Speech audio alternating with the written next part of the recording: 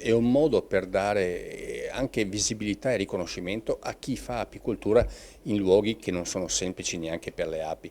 L'ape è un insetto, un gran lavoratore, ma è anche delicato dal punto di vista climatico-ambientale. Quindi chi fa apicoltura in zona montana lo fa impegnandosi molto di più rispetto a chi lo fa in altri posti, ma è soprattutto dare e riconoscere anche questa, diciamo, valore che fanno e che danno gli apicoltori e la biodiversità del nostro ambiente. Se non ci fossero le api impollinatrici non ci sarebbero fiori, non ci sarebbero piante. Mi auguro e spero che appunto ci sia la possibilità di far capire l'importanza strategica di avere gli apicoltori che allevano questi insetti e che producono poi dell'ottimo miele, ripeto, in zone che non sono sempre semplici per questo tipo di attività.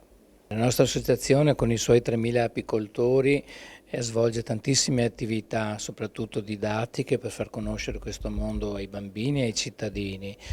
E poi facciamo molte attività di formazione ai nostri apicoltori perché questo insetto fondamentale per la biodiversità e per l'uomo incontra tantissimi ostacoli, da virus, da patologie, dall'andamento climatico, che ha causato anche nell'ultimo anno una perdita nel Veneto del 30% degli alveari. Ecco perché è fondamentale preparare gli apicoltori da un lato e dall'altro far conoscere attraverso anche questo concorso del miel della Croda questo prodotto importantissimo che le api ci regalano e il lavoro che ci sta dietro.